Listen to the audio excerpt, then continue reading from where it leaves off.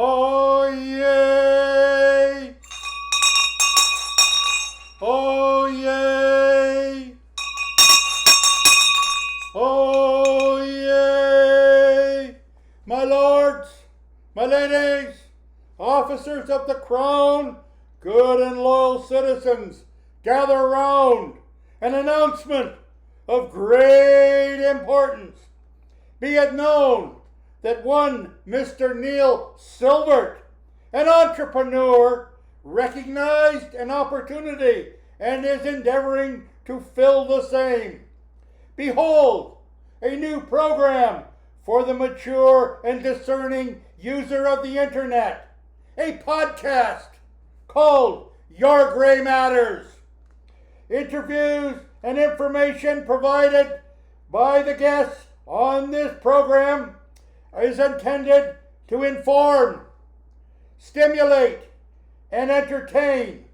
Now therefore, ye are requested, nay commanded, to subscribe and be enlightened by Your Gray Matters, proclaimed this 10th day of December in the year of our Lord 2023.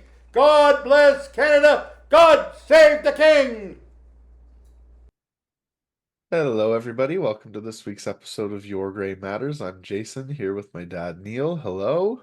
Hello, everybody. So you've been teasing it, and you even seem to take some glee in it, and I think we just saw it, but it sounds like you made a grown man cry. Yep, I did. And I have known this man for years, but for a long time, he has been an official town crier. This Yeah, is a form of communication that was used from like the 1500s. yeah, But today, it's actually used for specialty events. There are criers all over North America, yeah, but the really. ones in Canada was essentially founded by Allan many years ago. So we're excited to have Allan on. It's a bit of a great history lesson that you'll get today. Yeah, And if you want a town crier, you'll learn how to hire one. yeah. Excellent. And we'll also wish everybody a happy holidays, a happy new year. We'll be off the next couple weeks, and we'll be back on January 8th. Yep. And we will. And Merry Christmas, everybody, and enjoy the holidays. Remember to like, subscribe, leave a comment, and that can be your Christmas gift to us.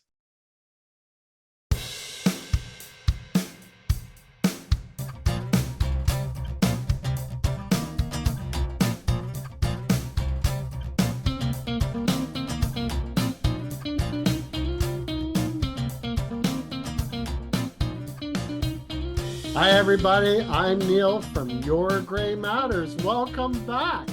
As you know, we are a show for people, whether you have gray hair or no hair or red hair, but come on, we know what's under there. We're glad to have you here. Your Gray Matters from day one has absolutely been a show of miracles, solutions, things that exist, but you're probably not aware of them. And as you just saw, we were able to obtain a video of a town crier from the year 1790. I think that that's pretty miraculous. Actually, we didn't. It was a real live town crier. And sitting here on the screen with me is a good friend, a businessman, someone with whom I built businesses over the years.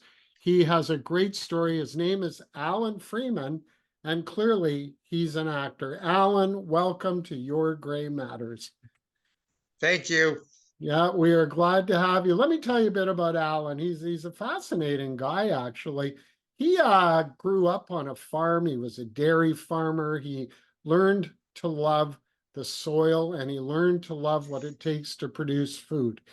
As he got older, he became a real estate agent and then a broker. And in fact, he's still a real estate broker. But his true love really is and was in politics and in community work. He's a real hero of sorts for his community work. But that's what led him to this great thing called town crying, which is a real thing. So Allan was originally director of one of the local fall fairs in the 70s. He was a member of the Wentworth County Milk Committee, which is a committee that oversaw milk production. And in fact, he held a lot of positions in the area of milk producing over his years. But his passion is politics. He was a city councilor for many years.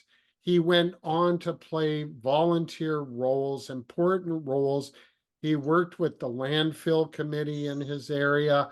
He worked with the local architectural conservation area. And he really is a man who gives himself to the community. But during that time, in 1984, Allan was asked to chair what's called the Glanbrook Celebration Committee. Glanbrook is a small area near Hamilton, Ontario. And he was working for the bicentennial that year. And through that privilege, he started doing a number of positions in government. And then, this is interesting, for years and years, he has been a town crier for Glanbrook and the city of Hamilton. In 1985, he became a charter member and the first president of the Ontario Guild of Town Criers. That's a real thing. It still exists, but we're going to learn today it's a very, very old tradition. He's been a town crier all these years. He's performed in Canada, the United States, Bermuda. He was the host crier for the North American Town Crier Championship, held as part of Hamilton's sesquicentennial celebration in 1996. I learned that sesquicentennial means 150 years. In 2020, he was the first crier to receive a 35-year bar from the Ontario Guild. So, Allan, thank you for coming on. Welcome to Your Gray Matters. I'm so thankful that you made that beautiful video. And the cry, of course, is a great honor to myself and to all of us involved in Your Gray Matters. I have to ask you, Allan, I don't normally make a grown man cry, but with you, I did it. And I'm just kind of curious. Tell us about town crying, the history of it. I'm really interested. Well, town crying is an ancient and honorable tradition. It goes back into the 16th, 17th century. You got to remember, back then, there was no such thing as newspapers, no internet, nothing. The only way of communication was basically oral. Those that could write were generally the religious people, and it was all written in Latin. So the only way to communicate from the Lord or for anything was simply the verbal way. And the verbal way was best done through a town crier. Town crier was generally a loyal servant of the Lord or the king, generally in the military, and they would go forth and issue proclamations, maybe for taxes or any other thing that was happening of a major significance in the area. And that was the way things were done. Then the printing press came in and people began to learn and write, and that put the town crier out of business. Then we go to 1984. Ontario was having its bicentennial. One of the things a municipality could have as a portion of celebration was a town crier, amongst many, many other things that they could do. So as a lark, I said, we'll just try this and see. We won the township, my wife and I. And there's always been, the wife goes along, or if it's a lady crier, the husband goes along as an escort. Province of Ontario was divided into 8 regions. There was 3 criers selected from each of the 8 regions. The prize was a weekend in Ottawa for the Ontario Championship. So There was myself from Glanbrook. There was Jim Green from West Lincoln and Niagara, and Laurie Armstrong from Brantford. That was our region that we won. So we ended up in Ottawa. At that point, the person, Bob Smith from Niagara-on-the-Lake, who promoted the idea of town crying, said, "Come on, guys, we're going out the back. We're going to have a drink. We're going to talk about this." Says, "This is a great thing, way to promote municipality, to add some color, to add some excitement. We need to keep it going." From there, the Ontario Guild was formed. There was 10 of us that were charter members. At that point, there was approximately 80 criers in on the province of Ontario. Over the next few years, it seemed to drop off a bit, but grew and grew and grew.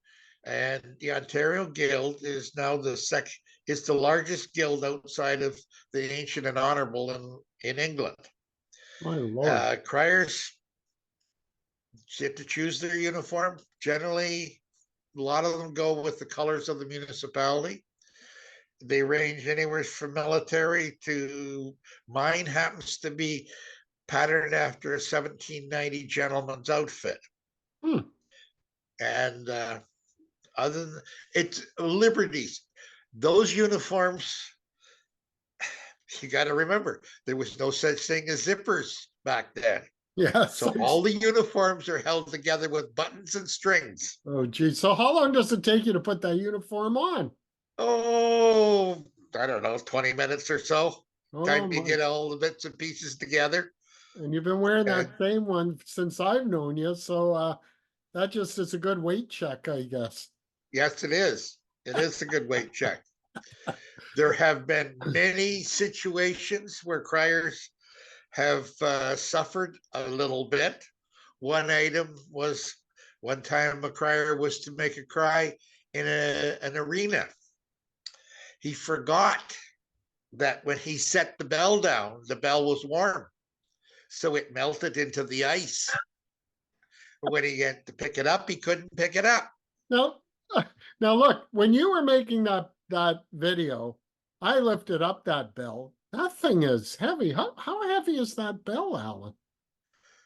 I think it's about 5 pounds. Yeah, and shaking it around like that and carrying it, especially if it's a hot July afternoon and you're in that uniform, you have that bell, you got to be burning up. We have been extremely cold in the winter. The hottest we ever were was the year after 9/11. We were invited to Philadelphia for the 4th of July parade. The 4th of July parade happens at 6 o'clock at night on the 4th of July in Philadelphia. It was 99 degrees Fahrenheit, 90% humidity, and the parade was 3.5 miles long. You're a better man than I, sir. You really are. We've done cries outside in the middle of the winter, and it's snowing and blowing. It's cold, but you get it done. So, Allan, and for our listeners and our viewers, and thank you again for coming on. This seems like a pretty cool thing to do that not many people are aware of. So is this the kind of thing where the average person, if they're holding an event, could contact you or someone who's a crier and actually have you to come, I imagine, for a fee to come and actually do a cry, which you would even help to write, I would imagine. Absolutely. There's very, very creative criers across the province of Ontario. In fact, they're all over the world. There's criers in the United States, there's criers in Europe and Germany, England, Australia, New Zealand, virtually everywhere you can find a crier of some type. So there is a need, a willingness to reach back into history in these modern times and have a taste of the way that things were done in the past. I know in the Hamilton area, we have every year in Stony Creek, we have I guess a reformulation, that's the wrong word, but we act out what happened during the Great Wars in the 1800s. And I think the Battle of Stony Creek, yep. Yep. Is reenacted every year. Wow. In fact, my family goes back to to Battlefield House. My great-great-grandfather married Catherine Gage of Battlefield House in Stony Creek. Right. That's one side of the family. On the other side of my family is my mother was born where the Warplane Heritage now stands at the Hamilton Airport. So we go back a long way. And my interest in history goes back a long way. I was going to say. History is not what they teach in school. History is individual units, individual people doing things and recording them. Yes. Well, I have to say, and the recording them, of course, is what is so important. I have to ask you, you start off with the word Oyez, Oyez, Oyez. And I've noticed it's always three, but I'm curious to know what's the meaning of Oyez? It's basically a version of hear ye, come here, get your attention. Okay. If you notice in courts and in Parliament, there is uniforms, there is a set program that they follow. In the Parliament, the Sergeant at Arms carries the mace. Many years ago, the mace was used to keep order in a quite literal sense. Keep order. I think we could use it right now for anybody who's watching Parliament lately. Allan, and it says here that you received a 35-year bar from the Guild. Is that just acknowledging that you had been a crier for 35 years? Yes. Wow. Yeah. Wow. If you look at the uniform, on the right side is my father's centennial medal. Wow. He was awarded there was 2 centennial medals in each municipality in 1967. He was one of the 2 in Glanford. So I wear it with pride on that. On the left side is where the Ontario Guild crest is, and in the center is the crest and the Ontario Bicentennial Medal. Well, I have to say that is amazing. You literally carry your family history on your uniform, and that is really special. I have to say, ladies and gentlemen, in all seriousness, it's not often that we can reach back centuries and come up with something that is still useful today. And yet, as Allan said, this town crying is found all over the world. It is a tradition, and you're quite right, Allan. Our lawyers still wear robes and wigs when they're in court. In Parliament, they have the special hat, and we do like to live in tradition. So to me, having a town crier at different events makes a lot of sense. Yes, and we do have competitions in the province, and they have competitions North American and competitions worldwide. Wow. John Webster of the town of Markham held a worldwide competition. There's 107 criers from all over the world showed up many years ago. No kidding. Did they ever have all of you get together and say one cry together? Not specifically, but we are given in competition, you're quite often given a cry with no punctuation. You have 2 minutes to put the punctuation at your opening, your closing, and the punctuation, and go out and do it. Wow. Well, I'll tell you. The worst time I had was they gave you a piece of Shakespeare with no punctuation. I can't do it with punctuation. So hey, we had fun. We murdered it. Well, listen, I got to thank you for this, Allan. This has been really an interesting study, and we'll post how to get a hold of you at the end of this podcast. But ladies and gentlemen, when Allan is not being a town crier, or really a very wonderful volunteer in our community, he's actually a scientist that I imagine comes back from your days of being a farmer.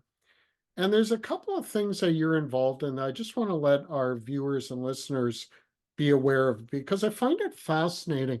Allan, for years, has worked with a company that produces sod. massive, massive amounts of sod. In fact, it might interest you to know that we're actually recording this in December of 2023, and you're still delivering sod at this time That's of right. year. So it's really interesting. But Allan, you're a specialist in what it takes to water grass. And I found that kind of funny because when you told me that, I thought, yeah, I know you buy a hose and you pour water on it, but I'm well aware that you actually know that there's a science to this, isn't there? There's a real art to watering, I guess what I would call professional grass that's for sale. Could you comment on that? Yes, there is. It's part art and part science. Okay. Get enough water on is science. When to put it on is the art. Hmm. If people buy sod, they need to water it within 15, 20 minutes of laying it the best you can. You cannot overwater it the first day. You can flood it. And that's the key. It has to be watered extremely well the first day, the second day, the third day. Then Wow. you can skip. And depending on the sod, the time of year, how much water has to be put on. And the secret to it is you got to water it really heavy the first couple of days. And then depending on how much rain, what the temperature is, and this is where the art comes in, temperature, how much rain you get, what season you're in, so on and so forth. And then you can start and back down the water. But you need at least 3 days of constant water, and then you can back down. Maybe you skip a day. If it rains heavy, skip 2 days. If it doesn't rain at all, you just do one and do it again. Do it again, Wow. do it again, until you actually can take a hold of the grass and not pull it up. Wow. So there's a lot of new houses going up, and a lot of people will be buying homes, and quite often they get their sod after the home. They moved into the home or around the same time. So knowing how to keep the grass growing and flourishing, this is very, very helpful. And I never would have known that, to be honest. I find it fascinating. The first time you told me that you were busy watering grass, I know you to be a hugely intelligent man, and I didn't quite understand the stimulation of that. But over the years, I've learned and I've seen your sod products all over the place. This is healthy, good grass. There really is a science and an art.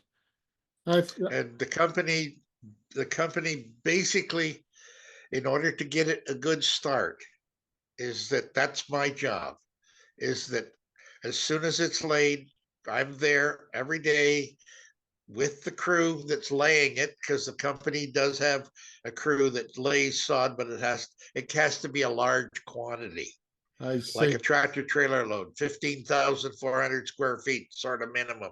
Wow. And that'll take 20,000. That one load of sod will take 20,000 liters of water to get it wet. Isn't this amazing? Well, Allan, thank you for explaining that because I really didn't understand the art and the science.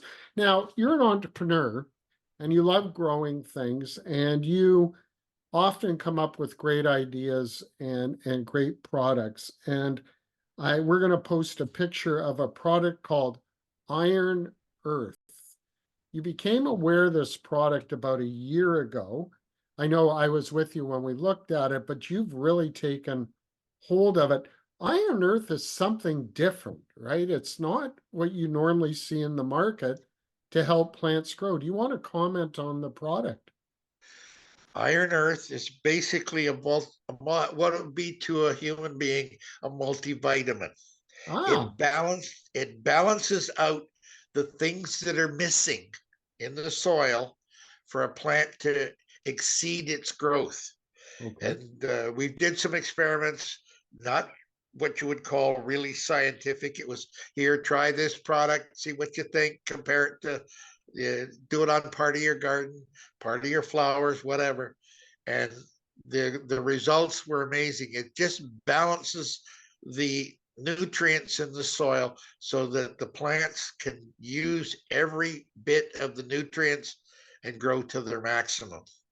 And I remember you telling me that some of the plants grow back a lot bigger than normal. We've heard stories of zucchinis that are so large that you can make like multiple loaves of bread from one instead of one loaf of bread. I have to say that when you asked my mom to test it out with her flowers, my mother has a green thumb, but she had a plant that she was quite sure was kaput.